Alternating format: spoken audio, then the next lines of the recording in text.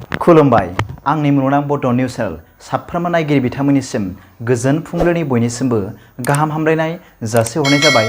आसा खालामो नोंथांमोनहा गासै मोजाङै दं। बे समाव आं नोंथांमोननि सिगाङाव फुंबिलिनि मोननैसो खौरां लाना फैलायबाय। अन्नानै भिडिअखौ स्किप खालामाजासे जोबजासिम नायलांदो। दिनैनि फुंबिलिनि मोननैसो खौरांफोरा जाबाय। गिबि रादाबाव दं गुवाहाटी गोजौ बिजिरसालिया बिनि गोदान गाहाय बिजिरगिरि हिसाबै बिजय बिश्नोईखौ थिसनबाय। बे फोसावनाया भारत सोरखारनि आयेन आरो न्याय मन्थ्रि बिफाननि सिङाव न्याय बिफाननि थिसनथाइ खोन्दोनिफ्राय मोनसे मावख'आरि फोसावथायनि गेजेरजों खालामनाय जादों। सिगाङाव राजस्थान गोजौ बिजिरसालिनि बिजिरगिरि बिश्नोईनि गाहाय बिजिरगिरि महरै बिबान नाजावनाय अक्ट'निफ्राय गोहोम खोख्लैगोन, जेरै भारतनि संबिजिरनि दफा 217 जों होजानाय गोहोखौ बाहायनाय मावख'आरि फोसावथायाव थि खालामनाय जादों होनना मिथिनो मोन्दों। नैथि रादाबाव दं एबसुखौ रायग्रा सोंखारिग्राफ्रा गिनांसिगोन।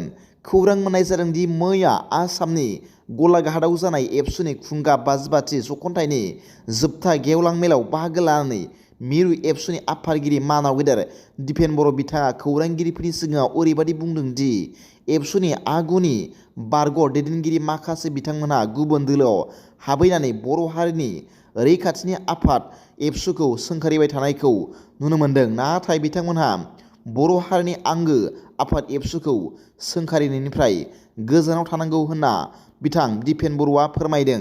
बेजों लोगोसेनो बिथाङा फोरमायबावदों दि बिथांमोननि हानजा एबसुआ बर' हारिखौ बुहुमनि जौगानाय हारिफोरजों लांफानो थाखाय हाबा मावगासिनो दं।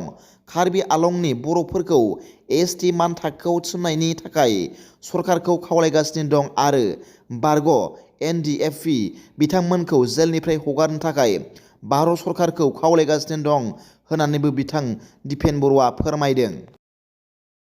थामथि रादाबाव दं क'क्राझारनि जानागाव थिथागुरि गेलेग्रा फोथाराव बिपिएफ दोलोआ मावफारिया जथुमा खुंफुंदों।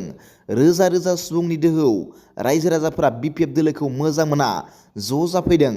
मख'नो गोनांदि फैगौ ल'कसभा बिसायख'थिखौ बिथा खालामनानै मैया क'क्राझार जिल्ला बिपिएफ दोलोनि बानजायनायाव मावफारिया जथुमा खुंफुंनायजों लोगोसे गासै धोरोम सिबियारिफोरखौ हांख्रायना आर'ज गाबनाय हाबाफारि लादों। बे हाबाफारियावनो बाहागो लायो बिटिसिनि बारग' गाहाय खुंगिरि हाग्रामा महिलारि, लेङाइ गाहाय खुंगिरि खाम्फा बरगयारि, एमसिएलए देरहासात बसुमतारी, प्रकाश बसुमतारी, धनेस्वर गयारी, आसामनि बारग' मन्थ्रि प्रमिला रानी ब्रह्म लोगोसे क'क्राझार जिल्लानि गासै ब्लक कमिटिनि मावथि आरो बिपिएफ दोलोखौ अनसायग्रा गोबां रायजो राजाफोरा बाहागो लायो होनना मिथिनो मोन्दों। ब्रैथि रादाबाव दं धुबुरी सदर पुलिसआ धुबुरी सोहोरनि साखाथियाव थानाय आइरंजंला बाजार ओनसोलनि साखाथियाव शुक्रबारनि मोनायाव सासे आयेन बेरेखा फालांगिरिनिफ्राय मा 15 दावबायसनारि हांसोफोरखौ रैखा खालामो। लेङाइ नायदिंगिरि राजेश कुमारनि दैदेननाय पुलिस हानजाया मोननै औवानि बास्केट नुदोंमोन जेराव 15 रुडी शेल्क्स दंमोन, जायखौ थादेरना पेरुगिनिया मुङैबो मिथिनाय जायो, जाय दावबायसनारि हांसोनि मोनसे फोलेर जाय मोनफ्रोमबो गोजां बोथोराव ब्रह्मपुत्र दैमायाव फैयो।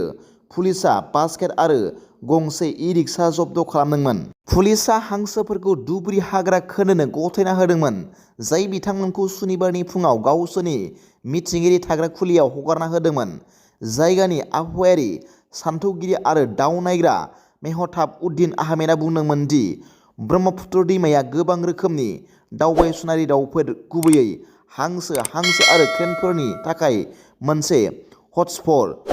बिथाङा बुंदोंमोन दि बे दावफोरा सोरबिथिं खान्थिनि मोनसे गोनांथार बाहागो आरो बेखौ मैहुर खालामनाय आरो आयेन बेरेखा फालांगिनिफ्राय रैखाथि होनांगौ होनना मिथिनो मोन्दों। दिनैनि फुंबिलिनि मोननैसो खौरांफोरा दा बेखिनिल'मोन। भिडिअखौ मोजां मोनदोंब्ला आंनि बे मुलुगनां बड' निउस चेनेलखौ अन्नानै साबस्क्राइब खालाम आरो बेल आइकनआवबो थुनानै ला, जाहाथे आं गोदान निउस आपडेट लानानै फैब्ला नोंथांनियाव सिगांग्रो नटिफिकेसन सौहैयो।